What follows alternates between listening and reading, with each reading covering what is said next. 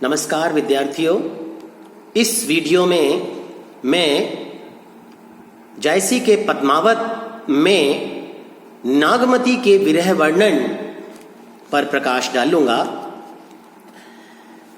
मलिक मोहम्मद जायसी भक्तिकाल की निर्गुण मार्गी प्रेमाश्रयी शाखा के प्रतिनिधि कवि हैं।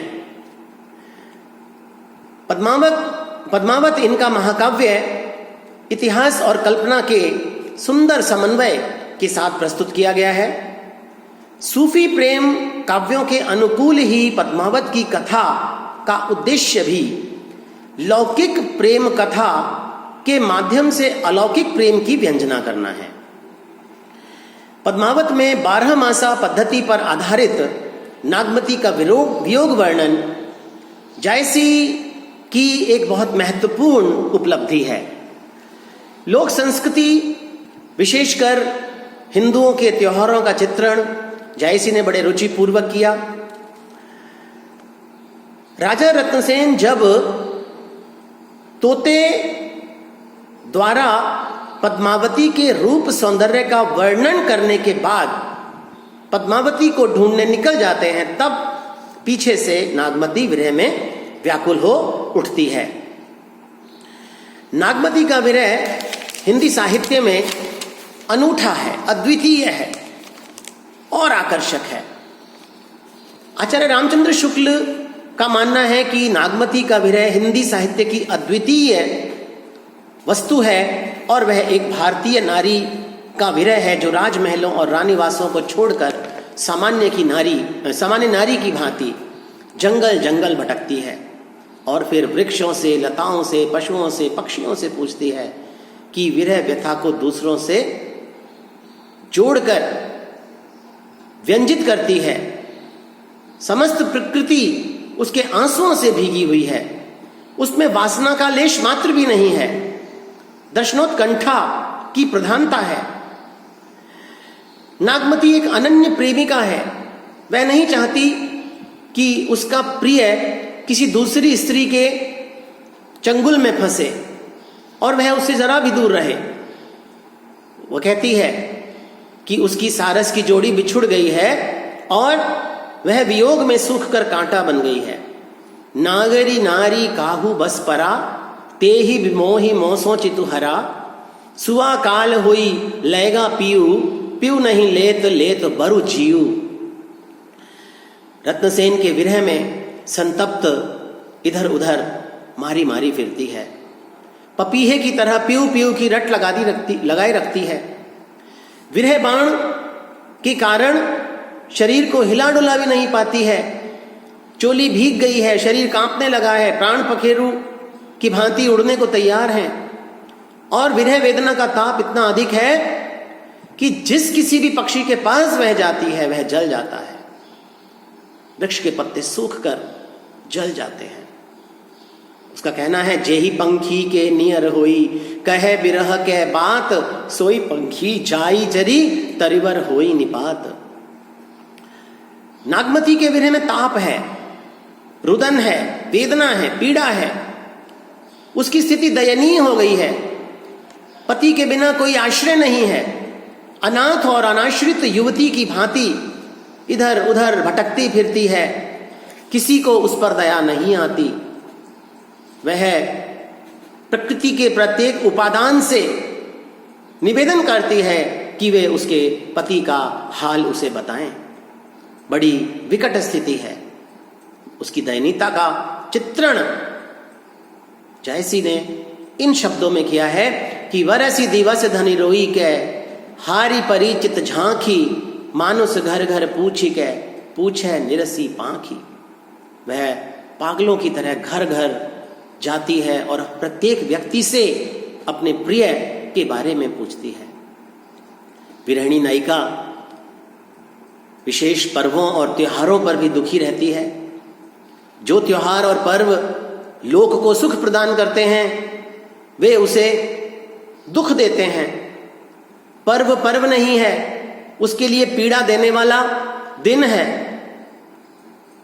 वह देखती है कि जिन स्त्रियों के पति उनके साथ हैं वे कुसुम्भी वस्त्र पहन रही हैं, सज रही हैं, धज रही हैं, झूला झूल रही हैं, तीज का पर्व मना रही हैं। साखिन रचा पीऊ संग हिंडोला, हरियर भुई कुसुम्भित अंचोला। ही हिंडोल जस डोले बोरा, बिरह झुलाई देह झकझोरा। नागमती विरह के ताप से झुलस गई है, कृशकाय हो गई है। ना तो उसके शरीर में रक्त बाकी बचा, न मांस। शरीर अस्थि पंजर मात्र रह गया है। उसकी हड्डियों को, बची हुई हड्डियों को विरह में भूखे कौवे खाने को झपट रहे हैं। अधजर भई मांसू तनु सूखा, लागे विरह काग हुई भूखा। वह दुबली पतली होकर एकदम सूख गई है। दही कोयला भई कंत सनेहा, तोला मांस रहा नहीं देहा। रकत न रहा बिरह तन गरा, रत्ती रत्ती हुई नैन नहीं ढरा। एक तो विरह की आग में जल रही है, जैसे तैसे उसका समय कट रहा है। दूसरा, प्रकृति के सभी उपादान भी उसे दुख पहुंचा रहे हैं और उसे मारने के लिए व्याकुल हैं। आषाढ़ के काले बादल उस पर आक्रमण कर रहे हैं। सावन के महीने की घनघोर बारिश उसके विरह को और अधिक बढ़ा रही है। संसार जलमग्न हो गया है। पति वापस आ नहीं सकते। भादों की काली रातें नागमती को नाग की भांति काटने को दौड़ती हैं। अघन की शीत भरी रातें उससे कटती नहीं हैं। कार्तिक की चांदनी रातें उसको जला रही हैं। माघ का पाला और फागुन की शीतल पवन उसे पीले पत्ते की तरह कपा दे रही हैं।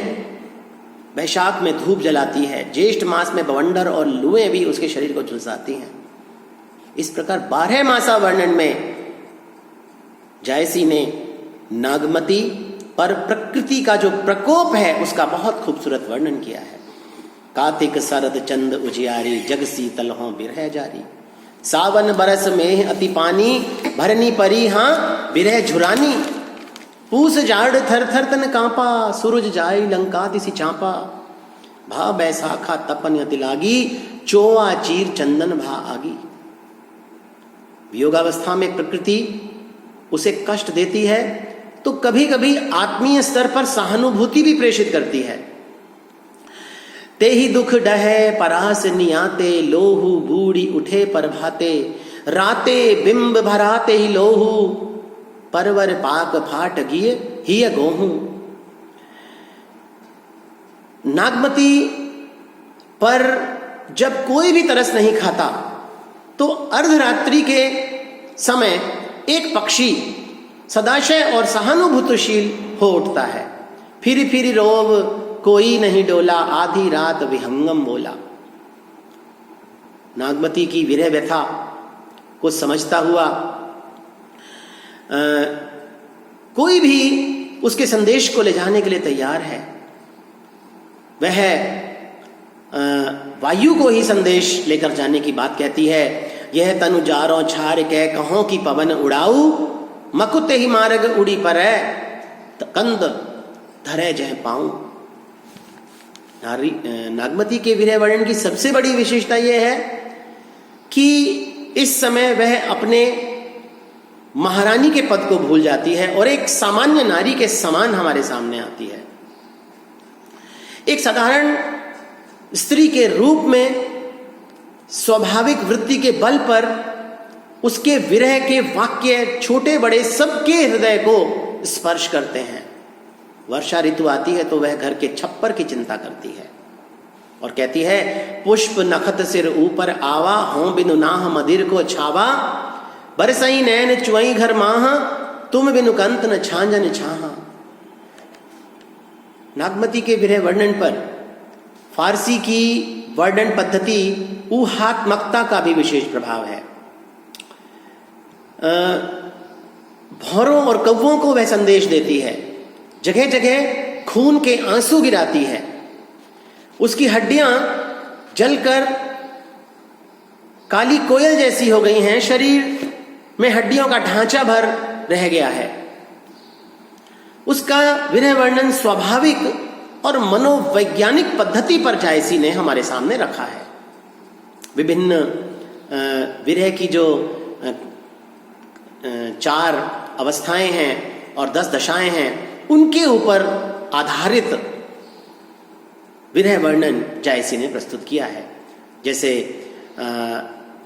अभिलाषा का एक उदाहरण मैं आपके सामने रखता हूं। यह तनु जारो छार के कहो की पवन उड़ाऊ, मकुते ही मार्ग होई परो कंत धरे जहां पाऊं।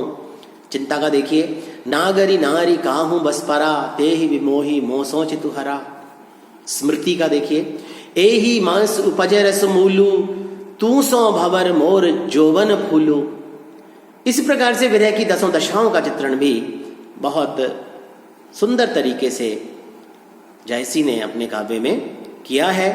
इसीलिए कहा जाता है कि विरह वर्णन जो नागमती का जायसी ने किया वह बहुत स्वाभाविक है और मनोवैज्ञानिक पद्धति पर आधारित भी है। इस प्रकार हम कह सकते हैं कि नागमती का विरह वर्णन हिंदी साहित्य में अनूठा है। वेदना, व्यथा और पीड़ा का यथार्थ वर्णन उसमें मिलता है, कोमलता और सरलता का मिश्रण उसमें मिलता है। पद्धति ऊहात्मक ही है, फिर भी वह हास्यास्पद नहीं है। अत्युक्तिपूर्ण होकर भी उसमें गांभीर्य बना हुआ है। और यही कारण है कि संवेदनशीलता, प्रभविष्णुता और प्रत्येक शब्द में सहृदय के हृदय को दोलायमान करने की क्षमता, एक अद्भुत शक्ति जायसी द्वारा किए गए नागमती के विरह वर्णन में हमें दिखाई पड़ती है। धन्यवाद।